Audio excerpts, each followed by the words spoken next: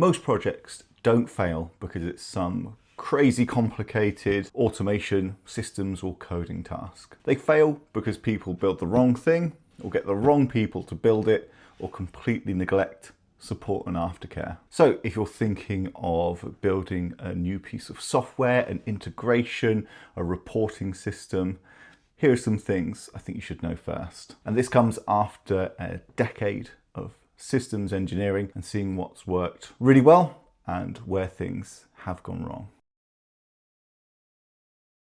So the biggest question to ask is, are we building the right thing? And it's not quite as simple sometimes as, is this just a good idea? It can be, is this the right time to build this thing? Is it actually going to move the needle we want? Or is this project just a distraction from a bigger piece that we really need to kind of eat that frog on? A lot of people jump into technical projects because of a particular frustration, maybe with a system, a spreadsheet, or a particular process. And look, that frustration is absolutely a valid starting point for assessing, is this something we should tackle? But it doesn't automatically mean that this is top of the list that's going to make the impact. Before committing your budget, your time and your efforts into this, I think it's worth asking, what actual problem are we solving here? What would success look like? What happens if we do nothing? Is there a smaller, quicker win outside of this project that could get us 80% of the benefit? This type of upfront thinking can save a lot of money and time.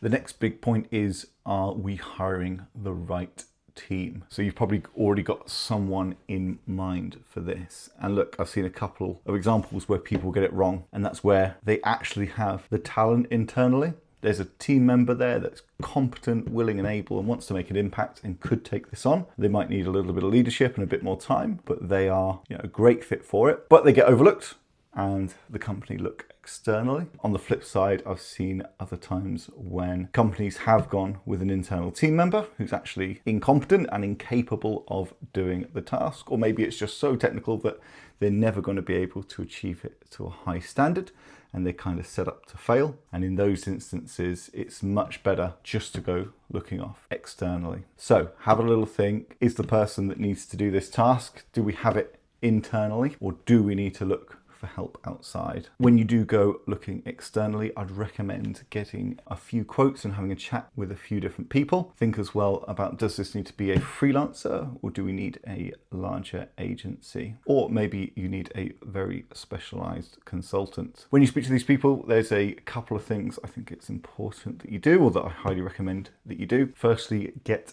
fixed priced quotes. Do not accept hourly rates and day rates. Technical projects are notoriously hard to estimate time-wise, even amongst experienced engineers. Estimating exactly how many hours or how many days something's going to take, we find it really hard to get right. They'll be trying to win the work off you, and if they're quoting hourly or daily, they'll be sort of underestimating to try and get you to sign. A lot of times these estimates are just estimates and the project will blow way over budget. You'll be frustrated, they'll be frustrated, it can end up being a real mess. So yeah, I recommend fixed quotes only. If people can't give you an exact fixed quote, I'd be tempted just to walk away from it. The only difference is if it's a very small task and they do quote hourly and they think it might be 6 hours of work, if that goes to 8 or 10, it's probably not the end of the world. But for anything larger, it's got to be fixed quote. The only downside to this is that it requires a little bit more effort up front to scope out exactly what's going to be involved in the work. The next thing I recommend is paying attention to the questions that these people ask of you. Good, competent technical people will have a lot of questions. They'll want to make sure that this project is going to be a fit for them, that they've got the capabilities to deliver the result that you want. Professionals won't want to take on work that's doomed to fail. If anyone's too keen or doesn't have any questions and is a bit too salesy, some salesmanship's fine, but if they aren't asking specific questions, there's a good chance that there's going to be some expectation mismatch further down the road.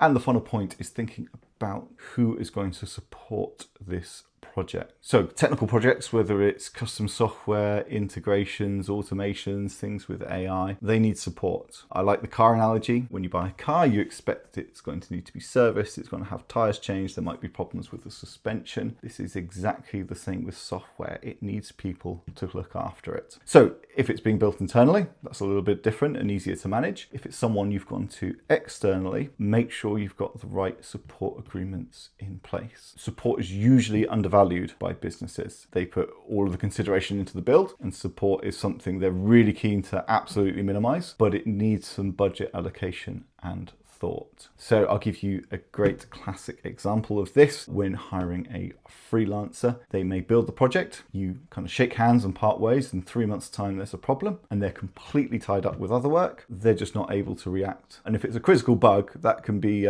quite a disastrous situation. So it's better with freelancers to agree some sort of support. It might be a monthly fee, it might be an agreement that you can contact them when there's an emergency and they'll charge you a slightly higher hourly rate to prioritize that work. But I'd be prepared for paying a little bit extra for this to keep them on side and interested in supporting you. If it's an agency that you've gone to work with, have you got the correct support retainer in place? Are they going to be able to be on hand to support you when there is a problem? Likewise with freelancers, agencies get booked up with work. If you don't have anything in place or it's too low a level and then you need that support further down the line, it could leave you in quite a tricky situation. If you'd like some help answering these 3 questions, then please do check out my Quick Wins roadmap. You'll see a link to this in the description for the video. We can work together to find out exactly what you should be doing it, who should be doing it, and who should be supporting it for the long term.